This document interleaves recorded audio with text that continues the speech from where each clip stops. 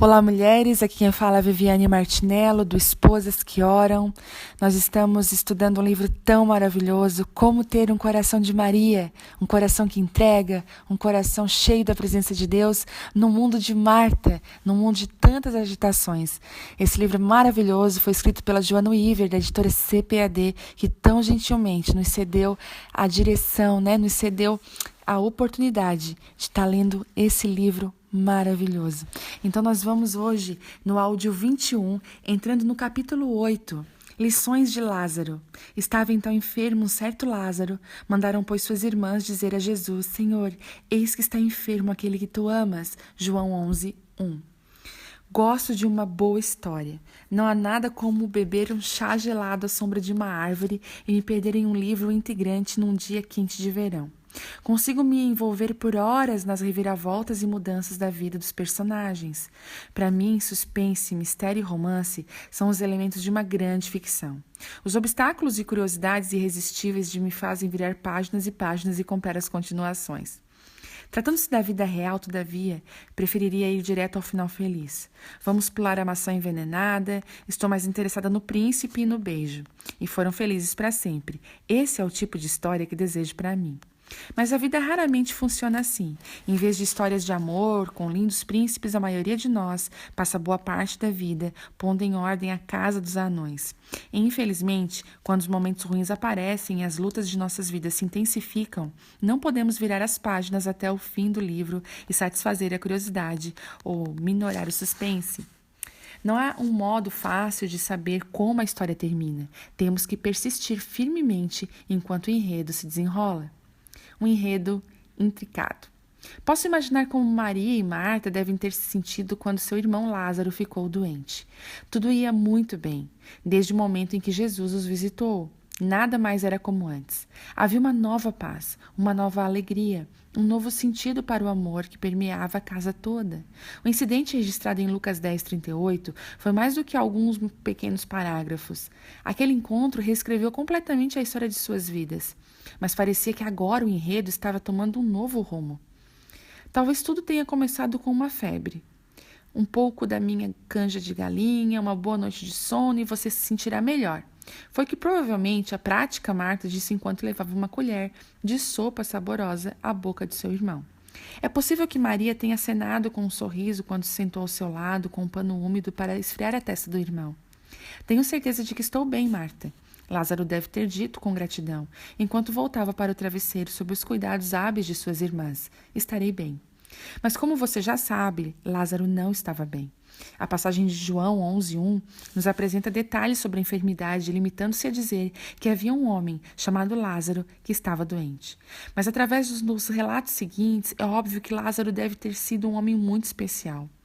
Ele era afetuosamente amado, não apenas por suas irmãs, mas por Jesus também. A mensagem enviada por Maria e Marta dizia: Senhor, eis que está enfermo aquele que tu amas. Seu relacionamento deve ter sido excepcionalmente próximo. Ele não era um estranho, era um amigo. Posso imaginar a esperança a que elas se apegaram quando enviaram o mensageiro. Certamente tudo ficaria bem. A doença parecia grave, mas Jesus viria. Lázaro seria curado e a vida deles continuaria como antes. Possivelmente os discípulos de Jesus supuseram o mesmo. Afinal, quando as notícias sobre Lázaro chegaram, Jesus lhes disse especificamente que a enfermidade não era para a morte, mas para a glória de Deus, para que o Filho de Deus seja glorificado por ela. Boas notícias, devem ter pensado os discípulos: Lázaro viverá. Mas Deus tinha outros planos para Lázaro e suas irmãs. Eles estavam inseridos em uma história maior e mais rica, uma história com mais reviravoltas do que qualquer romancista poderia imaginar por si só. Uma história da relação contínua de Deus com a raça humana, e é a narrativa que o mestre contador de histórias tem contado desde o início da criação. O enredo se complica. A Bíblia fornece o esboço, o primeiro rascunho de Deus foi produzido para ser uma perfeita história de amor. Deus criou um homem e uma mulher para viverem em comunhão com ele, um com o outro. O cenário era tão bonito que dispensava descrições e a história era atraente. Longos passeios à tarde, novas descobertas durante o dia, nenhuma lágrima, nenhuma tristeza. Esse foi o propósito original de Deus, não apenas para Adão e Eva, mas para você e para mim também. Então uma serpente intrometeu-se e o pecado corrompeu o paraíso. A desobediência tirou o homem e a mulher para fora do Éden. A história tinha acabado, ou pelo menos era o que parecia. Mas em vez de uma conclusão cruel, a tentativa de Satanás de interromper a história épica de Deus serviu apenas como introdução, pois no momento em que o fruto proibido tocou os lábios de Eva, diz Max Lucado, a sombra de uma cruz apareceu no horizonte. Com a queda do homem, Deus começou a revelar a maior história de todas, seu inacreditável plano de redenção. E assim a saga continua até os dias de hoje. O bem e o mal ainda estão em guerra pela alma humana. O conflito entre o amor e o ódio continua sendo o tema central. O que Satanás quer para o mal, Deus torna em bem. Mas vá em frente e folheie as páginas. Você verá uma história de um final feliz incrível e sobrenatural. Um final glorioso com trombetas e clarins e uma grande reunião no céu. Mas bem no meio da história que eu e você estamos, embora todas nós saibamos o fim, não podemos pular para o fim da história. Ainda não. Creio que isso ocorre porque Deus tem muito a nos ensinar enquanto a história se desenrola. As reviravoltas e mudanças do enredo cotidiano são lições valiosas sobre quem é Deus, como Ele trabalha e como nos encaixamos na narrativa. Lições como aprendidas por Maria e Marta certo dia, elas temeram que a história de seu irmão tivesse terminado e que não havia mais nenhuma esperança. Uma grande glória. Sempre gostei muito de quebra-cabeças. Quando olho as peças, tenho uma ideia de como é a figura, mas não é dessa forma que as coisas acontecem nos planos de Deus. Como Maria e Marta descobriram naquele dia trágico em Betânia. O que elas aprenderam com a experiência dolorosa foi a primeira das lições que podemos aprender através da história de Lázaro. A vontade de Deus nem sempre opera em linha reta. Isso significa que nem sempre verei uma conexão clara entre o ponto A e o ponto B. Nem sempre verei um padrão naquilo que acontece comigo. Nem sempre verei o plano. Uma razão para isso é que Deus está imaginando uma glória maior do que a minha própria. Como Paulo explica em Romanos 8:28, sabemos que todas as coisas contribuem juntamente para o bem daqueles que amam a Deus, daqueles que são chamados por seu decreto. E é o decreto de Deus e não o meu que deve prevalecer. E está interessado não apenas na necessidade individual, mas também na necessidade do conjunto. Deus une o meu bem-estar com o seu bem-estar de ambos com os dos outros. As linhas do enredo de nossas próprias histórias individuais são entrelaçadas para formar seu plano principal. Nada é desperdiçado, nada é ignorado.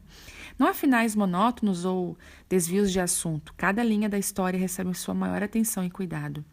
Nossa história importa para Jesus, assim como as histórias de Maria, Marta e Lázaro foram importantes para ele. Mas ele sempre tem o quadro completo em mente enquanto manuseia a história de nossas vidas. Ele conhece o começo, o fim e trabalha corretamente.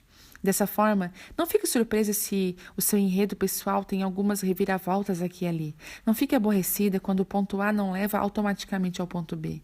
Não há desvios na linha da história de Deus, apenas complicações que ele é mais do que capaz de resolver.